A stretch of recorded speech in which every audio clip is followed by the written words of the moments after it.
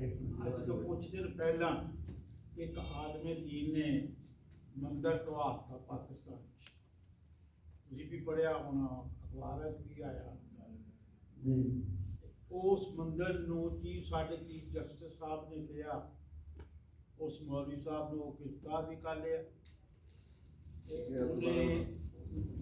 गिरफ्तार करने तो बाद दोबारा 15 दिन के अंदर तक खर्चा ये करो, ताकि बैन अवी तौर के उत्ते रद्दे अमल के उत्ते असी ਅੱਜ ਸਾਹਿਬ ਮੌਲੀ ਸਾਹਿਬ ਨੇ ਵੀ ਅਕਲ ਵਾਲਾ ਕੰਮ ਕੀਤਾ ਸੀ।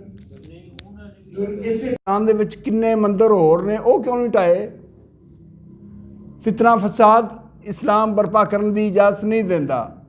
ਨਬੀ ਅਕਰਮ ਸੱਲੱਲਾਹੁ ਅਲੈहि ਵਸੱਲਮ 360 ਬੁੱਤ ਬੈਤੁੱਲਾ ਵਿੱਚ ਰੱਖੇ, ਉੱਥੇ ਨਮਾਜ਼ ਪੜ੍ਹਦੇ ਰਹੇ।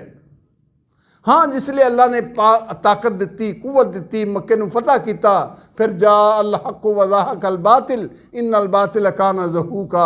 उस तो बाद फिर उन्होंने सफाया किया, इन्ना चिकर बर्दाश्त की रखे, हत्ता कि उमरातुल कज़ा किया तो उस तरह किया, हुदैबिया वाला उमरा किया तो उस तरह किया।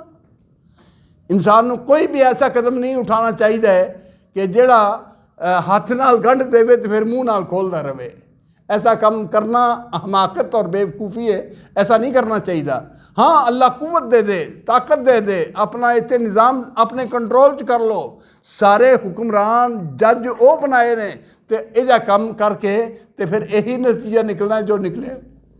कोई शुबा नहीं कि इस तरह करना जायज़ नहीं, लेकिन असी इस तरह मंदिर टाण की इजाज़त भी नहीं देंगे। फितने फसाद नूं निज़ाम नूं अपने हत्थ विच लैना गलत है। इस गल की तईद असी किसी तौर पर भी नहीं करते। तो जेड़े बादशाहां ने असी इन्हां कोल पुछने आ ज़ालिमां तो कि कितनियां मस्जिदां ढाईयां गईयां ते किसी चीफ जस्टिस ने ते किसी जज ने उन्हां दी गैरत ना बोली कि यह मस्जिद इन्ने साल तो पुरानी है, क्यों ढाई गई? तिल का इज़न किस्मतुन जीज़ा।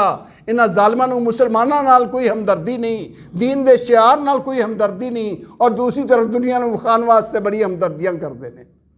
ये तरीका गलत, रवैया और रद्दे अमल गलत। लेकिन असी इस गल की भी कतई इजाज़त नहीं देंगे कि कानून और निज़ाम अपने हाथ च लैके फितना फसाद बरपा किया जाए। जी तुसीं की